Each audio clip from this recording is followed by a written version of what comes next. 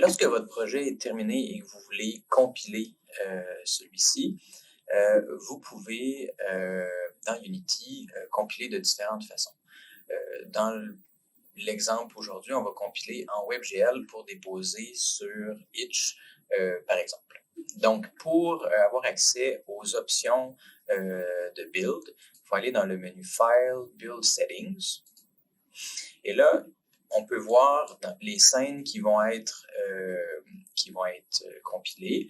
Si vous avez besoin de rajouter des scènes, on peut juste les glisser dans le panneau ou cliquer Add Open Scene si elle est appliquée, s'il est déjà ouverte.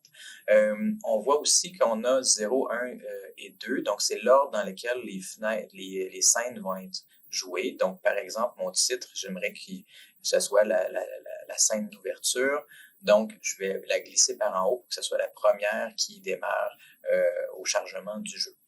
Ensuite, je pourrais mettre ma scène principale en deuxième, etc. Ensuite, on voit les plateformes sur lesquelles je peux compiler. Présentement, on peut compiler en Windows, Mac Linux, Android, WebGL, pour Universal Windows Platform, et on a plusieurs autres choix. Si pour vous, la zone est en grisé, comme par exemple ici, vous devez installer le module qui permet de compiler en WebGL ou dans le format qui vous convient. Ensuite, on peut, si vous voulez passer de un à l'autre, c'est important par exemple, si je voulais compiler en Windows, je devrais choisir Switch Platform pour que le petit logo de Unity soit à côté de cette plateforme-là. Présentement, je peux compiler en WebGL parce que c'est celui-là qui est sélectionné. Attention. Alors, pour déposer spécifiquement sur Itch, il faut aller faire des modifications au niveau des réglages du jeu. Donc, je clique sur Player Settings dans le coin en bas à gauche. Et là, tout d'un coup, on a toutes les options par rapport au jeu comme tel. Donc, on a les options pour desktop, pour Android et pour WebGL, c'est celui-là qui nous intéresse. Si vous vouliez ajouter, par exemple, une résolution particulière spécifique, on peut l'ajouter ici. On peut aussi choisir le look, le style dans lequel notre fenêtre va s'afficher. Moi, je préfère minimal, mais c'est au choix. Vous pourriez aussi définir l'image d'intro quand le jeu se charge. Donc, est-ce que vous voulez avec un logo blanc sur fond foncé, ainsi que l'animation qui joue. Vous pourriez aussi ajouter votre propre logo. Dans le cas ici, on pourrait aller chercher le logo du team si vous voulez faire la promotion du département. Alors, je viens glisser mon logo du team. Un instant, je vais l'ajouter à mon projet. Donc, vous pourriez ajouter dans ce cas-ci le logo du team ou le logo de votre compagnie si vous en avez une, avec la couleur d'arrière-plan derrière les logos. Ce qui nous intéresse plus particulièrement, c'est dans les réglages de publication, c'est la compression. Donc, par défaut, Unity choisit le mode Brotli, le format de compression Brotli. Pour Itch, il doit absolument être désactivé. Il ne doit pas avoir de compression pour que Itch soit capable de démarrer votre jeu. Donc, c'est le seul réglage qui est obligatoire. Les autres, c'est plus facultatif. Une fois que ça c'est fait, il n'y a pas de bouton pour accepter. Il faut juste fermer la fenêtre. Et ensuite, tout ce que vous avez à faire, c'est cliquer sur Build. Choisir un endroit qui va être facile à retrouver. Idéalement, vous allez avoir probablement plusieurs versions. Donc, créer un dossier par version est une bonne option. 3, ça serait la troisième version de mon premier build, mon troisième essai de mon premier build. Et je sélectionne mon dossier. On se revoit après la compilation.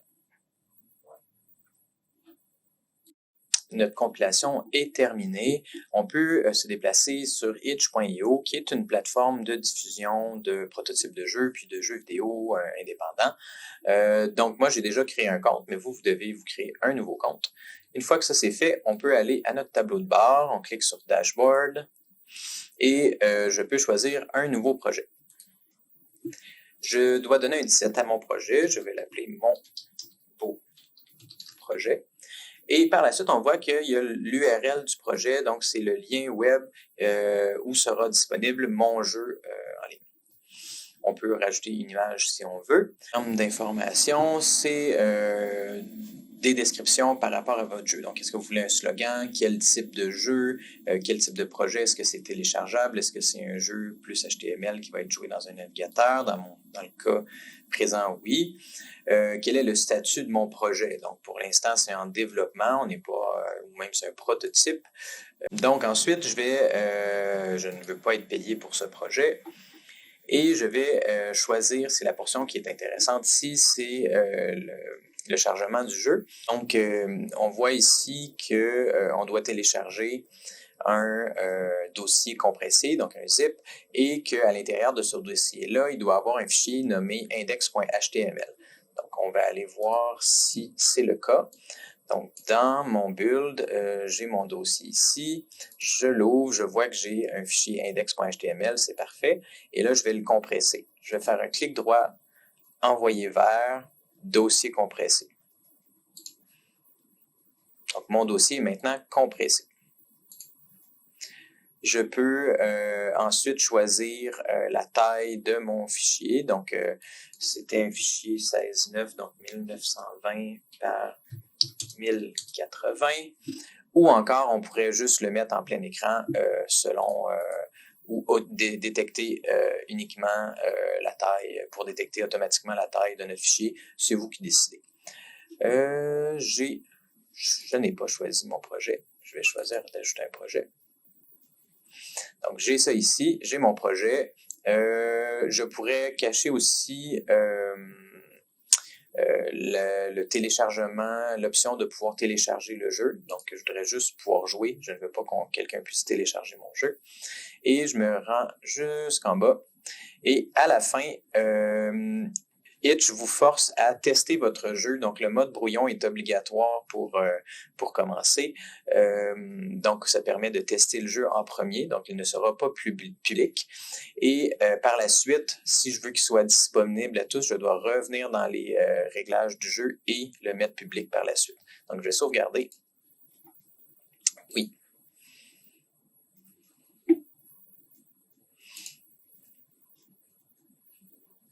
Et maintenant, j'ai mon jeu qui est disponible. Avec un beau flappy qui s'envole. Donc, par la suite, je peux revenir à mon jeu, donc Edit Game. Et si je veux le rendre public, je peux maintenant choisir public. Et maintenant, tout le monde pourra avoir accès à l'URL qui est disponible dans le haut de la page ici. Voilà. C'est tout. Bon projet.